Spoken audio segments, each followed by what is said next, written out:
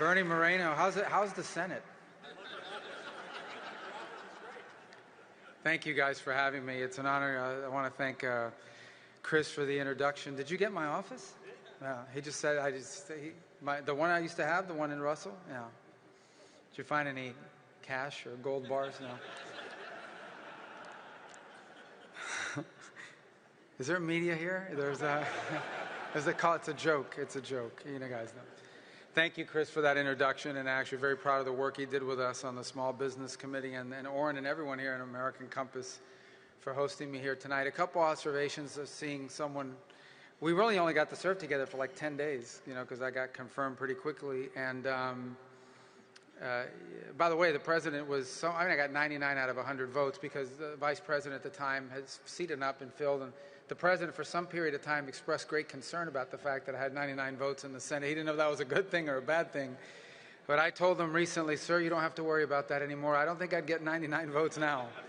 And anyways, but thank you for this chance to speak to you. And by one more thing I want to tell you about, I spent, you know, now that I'm in an executive branch, we oftentimes have to deal with the fact that, you know, we want to do something and it's like, well, but there's a statute or there's a law on the books that limit our ability to do things by executive action. You know, it requires us to go through certain steps. And so I increasingly find myself saying, who the hell wrote these laws?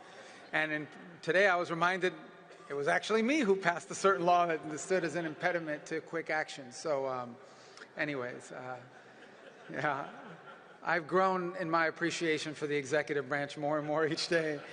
And but that's also, the media is going to say, oh, he's for an authoritarian form of government. No, I just, you know, some of these laws I passed are getting in the way of my current life. So we have to work through it. We will. But thank you guys for this chance and the work that you've done. And I know that obviously you're going to spend a lot of time focused on domestic decisions, but I want to hopefully pitch you a little bit tonight about what I've learned and what I already believe coming into this job, that so much about what happens domestically, economically, is increasingly intertwined in geopolitics. It always has been. I think that's one of the lessons we forgot, but I think we've been reminded of that here most recently, and a number of events have brought that to bear. The first thing I would say is I think it's always been true. One of the amazing things, one of the reasons why history repeats itself, people like to say that, is because human nature does not change. Technology's changed, what the clothes we wear change, even languages change, governments change, a lot of things change. But the one thing that is unchanged is human nature. It's the same today as it was 5,000 years ago, and that's one of the reasons why history often repeats itself. And one of the things about human nature, I'm not trying to sound like a psychologist here, but one of the things that I think history proves is that one of the things we are programmed as people with is the desire to belong. In fact, if you notice, if you put humans anywhere, a handful of people anywhere, one of the first things they start doing is trying to create things that they can join or be a part of. And that's true for nationhood and nation states. The concept of nationhood. Now, it's a new concept. I mean, before that but we had something, you know, we always had organizations, whether it was city-states or tribal organizations, but the advent of the nation-state is a normal evolution of human behavior because people think it's important to belong to something, and being part of a nation is important. And I think that's really true, obviously, increasingly in how geopolitical decisions are made. I think that's obvious and people understand that, but it's one of the things that we forgot. And we certainly forgot it at the end of the Cold War. If I can take you back to the end of the Cold War, and understand, for me, these are formative years, because I grew up in the 80s, probably the greatest decade ever, confirmed by yeah. You know why I know this? Because my kids, I have well, I say young, they're like 24, 22, 20, just turned 20, and one who's 17. All they do is watch reruns from the 80s and 90s. They don't make good TV anymore. Everybody wants to watch stuff from the 80s and 90s, so that's just my pitch. The 70s were a dark period of time because of disco music. But in the 80s, we got a disco fan back there. But the 80s, you know, we did, the hair was a little too big, but other than that. But going back, the 80s, you grew up, and I remember in 1983, now I'm aging, I just turned 54. I feel 55, but must be 1983. Do you guys remember a movie called oh gosh, what was it? It was about nuclear war. Do you remember this? It was No, War Games. That was a great movie. I'm talking about when I was on TV that scared the hell out of me. There was The Day After. Do you remember that movie, The Day After? This was traumatizing, and they had this thing on television. But basically grew up understanding that the world at any moment could end because the United States and the Soviet Union were headed for conflict and war, and that, you know, maybe we wouldn't even make it to 25 and things of this nature.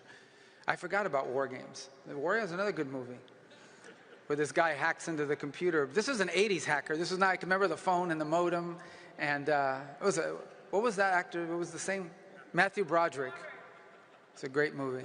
I know I'm completely off topic, but let me just tell you, I lived in Las Vegas at the time, and if you recall, the first city that he blows up in the War Games is Las Vegas. And I was sitting in the audience, and so everybody's like chuckling. There's nothing funny about this Las Vegas strike. In any event, so this is where we grew up. And then in 1989 and 1990, 91, it was my first years in college. And literally the entire world just transformed before my very eyes. Understand, you grow up your whole life and like the whole world is about the Soviet Union, and all of a sudden the Soviet Union no longer exists. My favorite memory of that is that I was actually taking a course that fall by a Soviet expert at, I think it was in Gainesville, Florida. And this poor guy's entire career came coming down over a 3-month period as the Soviet Union collapsed. It's like all these years of work, you have a PhD in Soviet studies, and now the Soviet doesn't exist anymore. So I don't know what he did after that. I need to check up on that guy. But anyways, the point is the whole world transformed. And there was this effusive exuberance, the belief that the Cold War is over, we won, and now the entire world is going to become just like us. Free enterprise democracies. This is a very idealistic thing to believe. But here's the other conclusion they made. And that is that nationhood no longer mattered when it came to economics. That right now the world would no longer have borders. It wouldn't matter where things were made. What mattered is they were made in the most efficient place. And it became mantra. And look, I think it became part of Republican orthodoxy for a very long time, an orthodoxy that I came up in, which was it's okay if productive capacity moves to another country. Because what that will do is it will free up our workers to do work that's even more productive and pays them more. It was the famous or the infamous idea that who cares that you lost your job at a factory, you're going to learn how to code. And then you're going to make a lot more money doing that. Well, it was completely unrealistic, number one, and became incredibly disruptive that that decision was made. But here's the other implication of it. It robbed the nation of its industrial capacity, of its ability to make things. And its industrial capacity and its ability to make things has two ramifications. The first is it hurts your economy. It hurts your country. It robs people of jobs, and the transition is not nearly as easy, but it also ends up becoming corrosive and destructive to communities. And as a result, we had a Rust Belt. We had places that were gutted. And we had families that for generations had worked in a certain field or for a certain company, and all of a sudden that company or that field vanished because it moved somewhere else where it was cheaper to do, and those jobs were gone, and obviously became incredibly destructive, not just for the United States, by the way, but for many nations in the industrialized West. But the other thing it robbed us of is the ability to make things, which is a national security impairment, and a very significant one. If you go back to the World War II, the admiral who had been tasked with planning Pearl Harbor thought it was a really bad idea. He went through and obviously followed orders, but he thought it was a very bad idea because he had spent a substantial amount of time studying in the United States when he was younger. And his conclusion was that attacking the United States was a bad idea because even though at the time militarily we were behind the Japanese, certainly technologically and otherwise, we had factories and we had access to raw material and resources. And he knew that over time, once those factories and those raw materials were put to the war machine, the Japanese would not be able to keep up. And you could very well argue that the end of World War II, that the victory in World War II, both in Europe and especially in Asia, was the result of America's industrial capacity. When the Japanese lost a plane, they lost a plane. When we lost a plane, and their planes were better than ours for a long time, when we lost a plane, we were able to produce hundreds to replace it. Industrial capacity mattered in terms of national security. And that's never changed. That's always been true. And so today what you find is because of all of those years of neglect, because of the loss of industrial capacity, we didn't just undermine our society. We didn't just undermine our domestic economy. We've undermined our position in the world. And what you will find, and what we find even now, is that increasingly on geopolitical issue after geopolitical issue, it is access to raw material and industrial capacity that is at the core both of the decisions that we're making and the areas that we're prioritizing. Now, the technologies are different, but nonetheless, that is what we're increasingly prioritizing. And that's become really apparent to me. I think it was even going into this job, but in the months that I've been there, on place after place, every country in the world is now pitching themselves as a source of rare earth minerals. Every country in the world, by the way, they're not that rare, so every country has access to it, but it's become a big, that alone is not enough, because you have to have access to rare earth minerals, but then you have to have the ability to process them, and you have to make them into usable material. And frankly, what the Chinese have done over the last 25 or 30 years is they've cornered the market. And this is one of the true challenges to sort of pure free enterprise view of these things. You cannot compete with a nation state who has decided they're not interested in making money. They're not interested in making money in this field. They are interested in the short term in dominating the market, being the sole source provider for the world of a certain product. Because once you establish industry dominance in any one of these fields, you can charge the world whatever you want. Now, one thing is if we said, well, this happened because they're just better than us. But that's not why it happened. It happened because we literally gave it away. Because we made the decision, we made the policy decision that it was okay. We were okay with 80-something% of the active ingredients in most of our generic pharmaceuticals coming from another country. We were okay with giving that away. We were okay with giving away all kinds of things like that. And now we are in a crunch. And I say we, I mean the rest of the world is in a crunch, because we have realized that our industrial capability is deeply dependent on a number of potential adversary nation states, including China, who can hold it over our head. And so in many ways, the nature of geopolitics is now adjusted to that and is adjusting to that. And it will be one of the great challenges of the new century and one of the priorities of this administration under President Trump, is to reorient our domestic and the way we pursue geopolitics to take into account for the fact that you can never be secure as a nation unless you're able to feed your people and unless you're able to make the things that your economy needs in order to function and ultimately to defend yourself. There is virtually none of the leading edge industries of the 21st century in which don't have some level of vulnerability. And it's become one of the highest geopolitical priorities that we now face. Not simply access to raw material, but figuring out how can we have more industrial capacities in these critical fields, ideally domestically, but if not here, then diversify the global supply chain so that it cannot be used against us as a point of leverage at a time of potential conflict. In fact, unless we fix it, some of these conflicts will never happen because we will never be able to enter. The amount of leverage they will have on us will begin to constrain our ability to make foreign policy.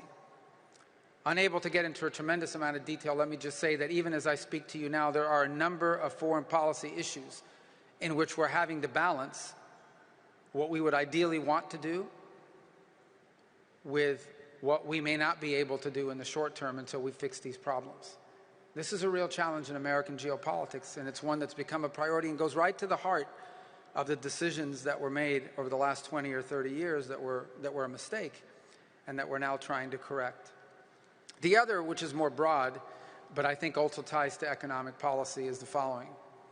Part of the decisions that were made were, in the end, if something is good for the global economy, that's really what matters. Ultimately, a lot of public policy decisions were made without the nation state in mind. Rather, the decision was, is this good for the global economy? Is this good for global economic growth? Is this good for prosperity in other places, even if it may not be in our interest?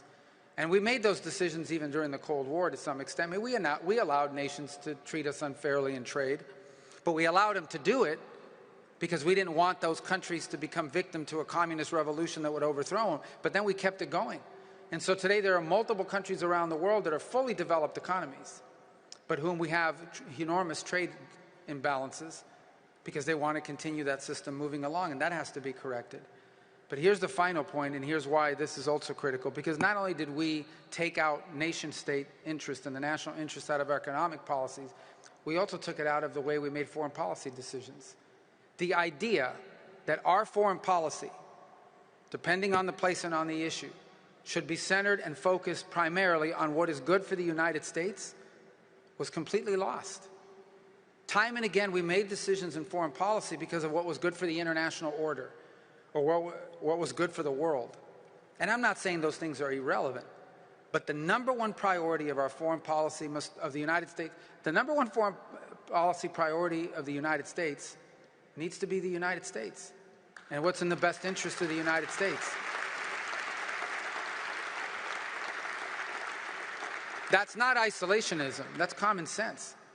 On the contrary, in order to do that, we have to engage in the world. But we need to engage in the world in a way that prioritizes our national interest above all else.